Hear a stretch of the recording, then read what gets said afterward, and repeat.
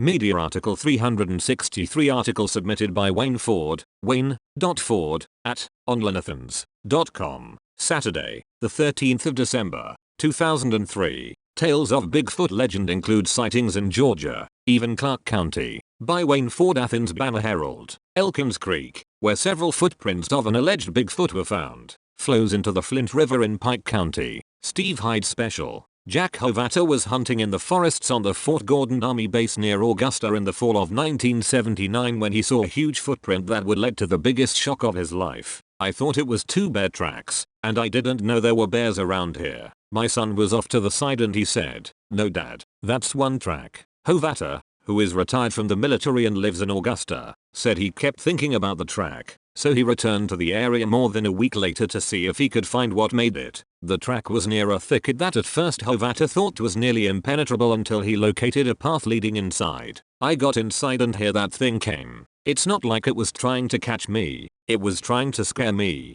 he said. What Hovata saw was a bipedal ape-like creature covered in thick hair. It was about 10 feet tall or slightly taller. It came within 15 feet of him. "I wanted to turn and run, but I've always heard that with a wild animal that's a bad thing to do. I had a shotgun, but it was too big and too close," he said. "It seems like a 16 gauge shotgun is a powerful weapon until I saw something that big, that close up. It felt like I had a .22. Hovata, who backed out of the thicket, said he couldn't believe the animal's size and the width of its shoulders. "I'd seen the film Roger Patterson made in Northern California of a supposed Bigfoot, but I wasn't expecting anything that big," he said. "It didn't look like it was trying to look vicious. It was an ugly face anyway. It just looked stern, like it meant business," he recalled. "The face was not exactly like a gorilla, but somewhat similar. I hear people say they think these things are human. Well, that means they haven't seen one. Just because they walk on 2 legs doesn't mean they are near human. If they see one they will change their mind."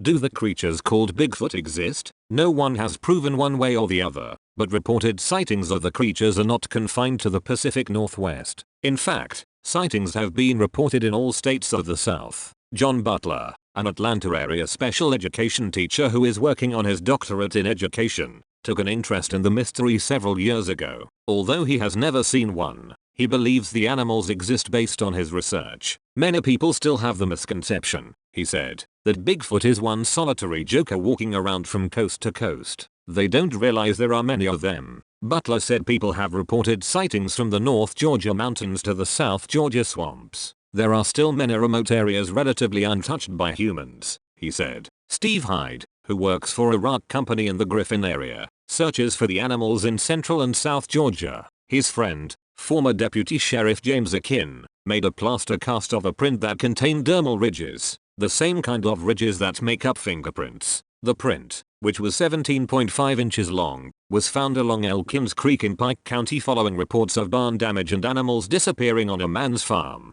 According to Hyde, the only other supposed big footprints with dermal ridges were cast in the Pacific Northwest. The ridges are different from humans and known apes. The Elkins Creek cast enabled scientists like Dr. Jeff Meldrum at Idaho State University and dermal expert Jimmy Chilcott to better demonstrate that Bigfoot is not only a real animal, it can be demonstrated to be a unique species, Hyde said. Hyde said people are surprised and usually skeptical about the existence of Bigfoot in this area because not only is it something completely outside their own experiences here, they usually don't see how something like that could possibly survive in Georgia's woods, particularly without being seen more often. Hyde believes the Bigfoot occupy the same biological niche in the environment that bear do, with similar diets, feeding habits and ranges. The primary difference is Bigfoot are nocturnal and bears scavenge for food mostly during the day. Case in point, the Department of Natural Resources estimates there are hundreds, if not thousands, of black bears in central Georgia. This surprises a lot of people, especially since black bear are difficult to find when you're hunting them and rarely, if ever, seen at random. Hyde said,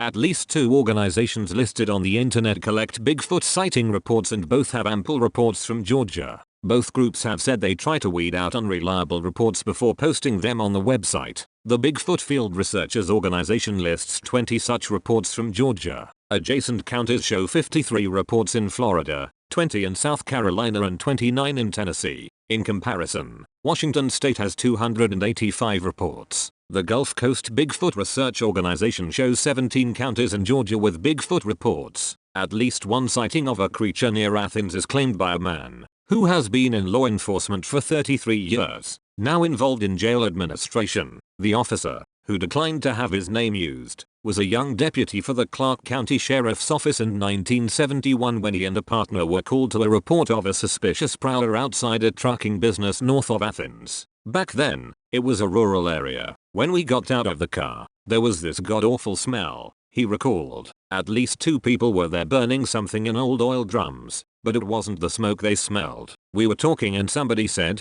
"That looks like something over there." I mean, the hair on the back of my neck stood up, he said. It looked 7 or 8 feet tall and it walked like a human being. He remembers they called the animal a yeti, a term used mostly for a similar creature alleged to live in the Himalayan mountain range. When he returned to the police station, he was laughed at by other officers, so he has preferred to keep his sighting anonymous. But Hovata isn't sensitive about the fact he claims to have encountered an unidentified animal. Those who ridicule the possibility such creatures exist haven't seen one, he said, and they're not likely to because the people who laugh about this are the people who don't go out in places like this. I know it because I saw it, and if they don't believe me, they don't have to. I don't mind talking about it, he said. I know what I saw.